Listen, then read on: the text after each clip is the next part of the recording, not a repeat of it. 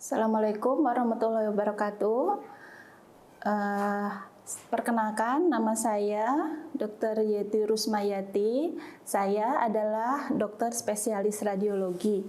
Pada hari ini kita akan sama-sama belajar bagaimana cara membaca foto torak yang normal. Kita mulai ya. Ini adalah contoh dari foto torak yang normal. Sebelum kita mulai membaca atau menilai foto torak ini, seperti biasa, seperti yang sudah diajarkan sebelumnya, kita harus melihat dulu identitas dari pasien. Pada foto ini sudah terlihat bahwa ada identitas pasien, kemudian usia, dan juga nomor medrek dari rumah sakit. Yang kedua, setelah identitas, kita harus menilai ada atau tidaknya marker kanan atau kiri. Ini sangat penting untuk kita nilai. Kemudian sebelum kita menilai juga, kita harus melihat apakah foto torak ini layak untuk kita baca. Yang pertama adalah apakah foto ini diambil dengan simetris atau tidak. Kita bisa lihat bahwa pada foto ini terlihat cukup simetris. Yang kedua adalah apakah semua bagian dari foto torak ini tidak terpotong. Jadi kalau misalnya terpotong di bagian bawah atau di bagian atas, bagian kanan atau kiri, foto ini bisa dianggap tidak layak untuk kita baca. Yang berikutnya adalah kita menilai kontras dari fotonya. Apakah pada foto ini kita cukup bisa melihat gambaran dari paru-paru, corakan paru, dan sebagainya. Setelah kita lihat bahwa foto ini cukup untuk layak atau cukup kita nilai, maka kita bisa mulai membaca foto torak ini. Kita bisa mulai membaca dari luar ke dalam atau dari dalam keluar, dari atas sampai bawah. Untuk menilai foto torak ini, kita perlu tahu dengan baik anatomi torak yang normal. Kita mulai dari membaca dari dalam keluar saja ya, untuk memudahkan saja ya. Jadi kalau teman-teman mau menilai dari luar ke dalam pun boleh. Ini saya akan nilai, yang pertama kita nilai adalah lihat dari mulai atas di bagian medial. Kita lihat di sini ada trachea. Trachea ini kita lihat apakah keadaan normal, ada berada di tengah, di midline. Jadi kita nilai apakah ada pendesakan atau penarikan dari trachea. Bagaimana membedakan antara penarikan dan pendesakan? Kita lihat proses di sekitarnya. Kalau misalnya ada sesuatu di bagian paru, misalnya bagian paru yang atas, misalnya proses lama dari TB, kemudian tracheanya tertarik, kemungkinan itu adalah penarikan.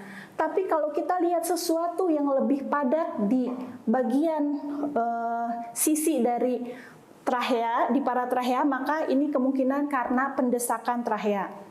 Kemudian kita ikuti trachea, kemudian trachea ini akan bercabang menjadi bronchus ya. Ini adalah bronchus kanan, ini cabang dari bronchus kiri. Kita perlu menilai sudut dari karina atau percabangan bronchus. Gunanya untuk apa? Apakah ada sesuatu yang mendesak dari karina ini? Misalnya kalau ada pembesaran jantung, maka cabang bronkus kiri akan terdesak ke bagian atas. Kemudian kita juga harus menilai, ini adalah hilus, kita sebut hilus. Di daerah hilus ini akan keluar adalah tempat keluar masuknya pembuluh darah dan juga tempat apabila adanya pembesaran kelenjar di bagian hilus. Ini adalah hilus kanan, ini adalah hilus kiri. Biasanya kita bandingkan normal ini dengan trachea. Harusnya ini tidak lebih lebar daripada trachea.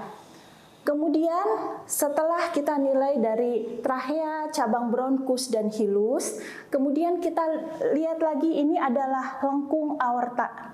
Di sini adalah lengkung aorta, arkus aorta, apakah dia menonjol, melebar, atau memanjang. Ini kita lihat pada keadaan normal, ini adalah bentuk yang normal ya. jarak antara distal clavikula dengan arcus aorta ini tidak lebih dari 2 cm. Kemudian kalau ada elongasio aorta, dia akan lebih menonjol dan dengan jarak yang lebih menyempit dengan distal clavikula. Kemudian setelah menilai dari arcus aorta, kita juga akan menilai ini adalah bayangan jantung. Yang putih ini adalah bagian jantung. Jadi yang harus kita ingat, di dalam fototorak itu hanya ada 2 warna. Yang padat akan berwarna putih. Kalau yang diisi oleh udara akan berwarna hitam. Nah, ini adalah gambaran dari jantung. Nanti kita akan melihat, kita perlu menilai apakah jantung ini membesar atau tidak. Biasanya kita membutuhkan penggaris ya. Kita nilai adalah kita bikin garis imajiner di sini, garis lurus. Kemudian kita ukur dari imajiner ini ke bagian terluar di sisi kanan. Kemudian tambahkan dengan jarak terluar di sisi kiri ditambahkan. Kemudian dibagi dengan jarak terlebar dari torak yang kita lihat biasanya dari daerah sinus, ini sinus costophrenicus kanan dan kiri. Kita bagi. Dalam keadaan normal, jantung tidak lebih core thoracic rasionya tidak lebih dari 50%. CTR tidak lebih dari 50%. Setelah kita melihat bentuk jantung, ada pembesaran atau tidak, kemudian kita menilai paru-parunya. Nah, ini adalah gambaran normal dari paru-paru ya. Ada cabang-cabang bronkus di sini. Jadi ada cabang-cabang bronkus dan vaskular dan bronkus. Ini kelihatan seperti tapering pada keadaan normal tuh yang mengecil sampai ke daerah perifer. Akan semakin mengecil ke daerah perifer ya. Jadi ini gambaran yang hitam ini adalah gambaran paru-parunya, gambaran udara ya. Kita perlu menilai corakan paru. Corakan paru itu corakan bronkovaskulernya apakah bertambah atau tidak. Jadi pada keadaan normal corakan paru itu tidak di sisi kanan tidak lebih dari 1/3 hemitorak. Dan di sisi kiri tidak lebih dari 2/3 hemitorak. Nah, ini contoh dari corakan paru yang normal. Nanti dalam penilaian paru-paru ini kita harus selalu membandingkan kanan dan kiri dari atas sampai bawah. Yang kita nilai ada 2, kelainannya tetap ada 2. Akan lebih hitam atau ada bayangan putih. Nanti kita akan lihat bayangan putihnya letaknya di mana dan bayangan hitamnya ada di mana. Bayangan putih itu bisa berupa perselubungan menjadi lebih putih saja dengan corakan paru atau tanpa corakan paru. Kemudian bisa juga berbentuk nodul-nodul atau juga bisa berbentuk fibrosis saja, gambaran-gambaran linear. Kalau untuk bayangan lusen, bayangan yang lebih hitam, kita lihat terlokalisir atau tidak, difus atau tidak. Ini adalah gambaran paru-paru. Seperti kita ketahui, paru-paru diliputi oleh pleura. Nah, dalam keadaan normal, pleura tidak bisa kita lihat. Jadi kalau kita bisa melihat pleura, misalnya pada pneumotorak, berarti ada sesuatu yang abnormal dari pleura. Jadi pada keadaan normal, pleura tidak bisa kita lihat. Kemudian lebih luar dari pleura, kita akan lihat adalah gambaran tulang. Ini adalah gambaran koste, ini adalah gambaran klavikula, ya. Ini adalah gambaran ini yang di belakang ini adalah costa anterior, ya. Dan yang lebih mendatar ini adalah costa posterior. Pada tulang-tulang ini kita lihat apakah ada fraktur atau tidak, atau ada perubahan bentuk dari costa atau tidak. Setelah menilai kosta, kita juga menilai diafragma. Ya, perlu saya tambahkan bahwa foto yang layak untuk kita baca adalah salah satunya adalah inspirasi yang cukup. Inspirasi yang cukup itu diukur dari diafragma, kita lihat setinggi dari kosta 10 posterior. Pada keadaan normal, diafragma kanan lebih tinggi sedikit lebih tinggi daripada yang kiri, ya. Apabila diafragma terlihat kurang dari atau lebih tinggi daripada kosta 10 posterior, kita bisa memikirkan apakah pada proses pemotretannya dia kurang inspirasi atau memang ada proses patologis di bagian perut yang mendesak diafragma lebih ke atas, lebih ke kranial. Misalnya pada orang-orang dengan asites, ibu hamil, biasanya diafragma kanan dan kiri akan lebih naik. Diafragma pun bisa naik salah satunya. Jadi pada keadaan normal, diafragma kanan lebih tinggi daripada diafragma kiri. Kalau kita lihat diafragma kiri lebih tinggi daripada diafragma kanan, kita perlu memikirkan apakah ada proses yang menarik diafragma kiri ini ke atas, atau ada sesuatu di bagian subdiafragma yang mendesak diafragma kiri lebih ke kranial. Begitu juga dengan diafragma kanan.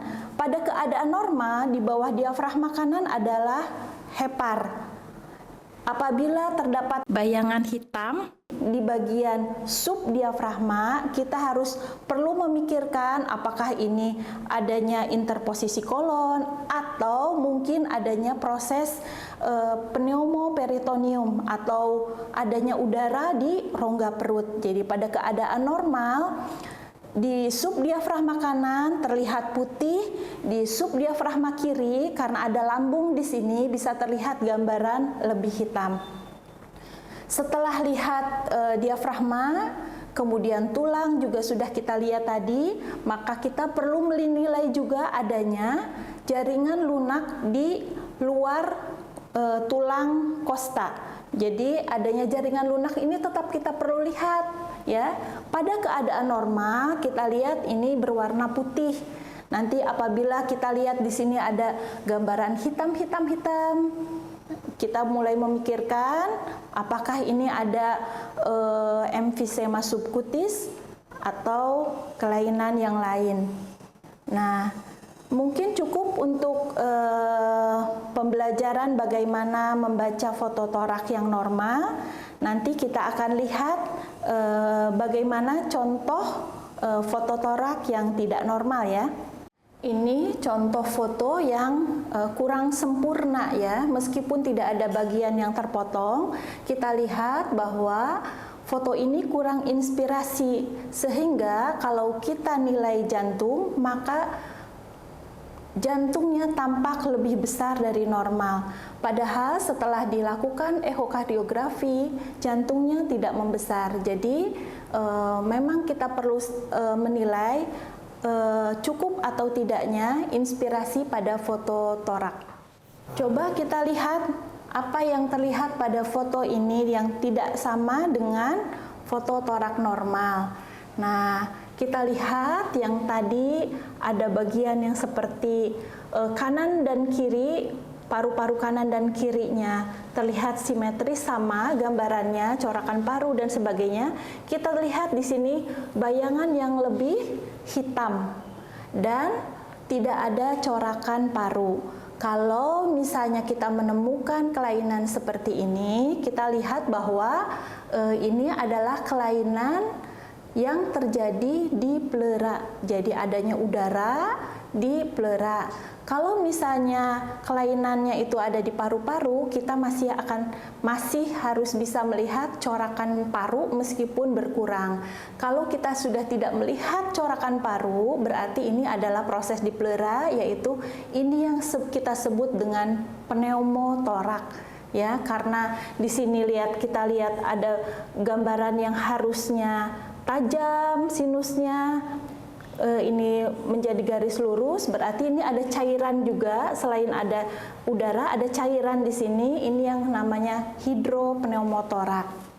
Nah, ini kelainan yang kedua juga sama ya. Ini adalah kelainannya ada di ini aorta nih ya, arkus aorta. Yang tadi tidak ada gambaran putih, ini ada gambaran putih. Berarti itu adalah kalsifikasi di aorta yang kita sebut aterosklerosis aorta.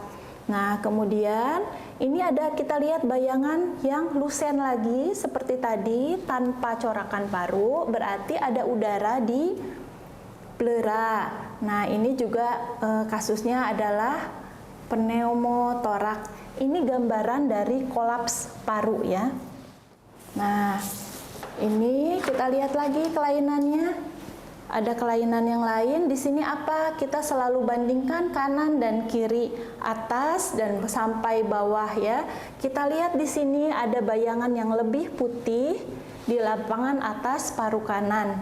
Lihat, bagian di sisi kiri corakan parunya masih bagus, tidak ada bayangan yang lain. Kemudian di sisi kanan kita lihat ada perselubungan opak inhomogen di lapang atas dan tengah paru kanan. Ini adalah adanya infiltrat, biasanya khas untuk penyakit TB paru.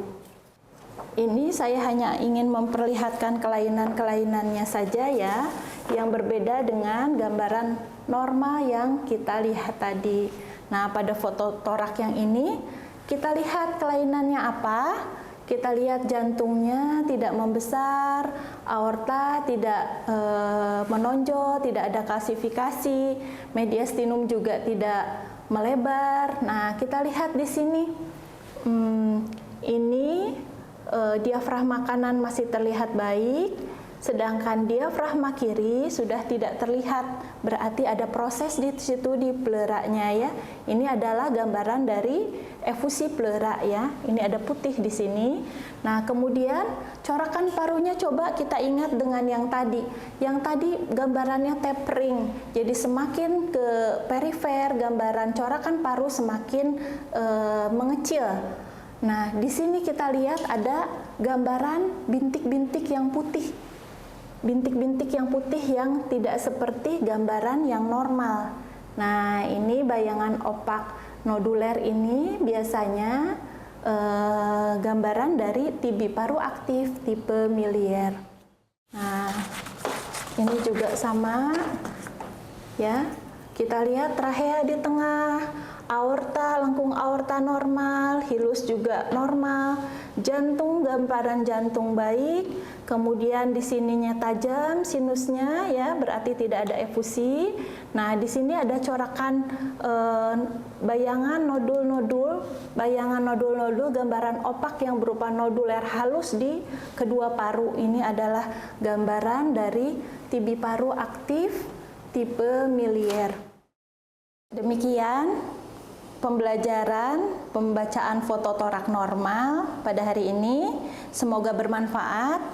Sampai jumpa di pembelajaran berikutnya. Terima kasih.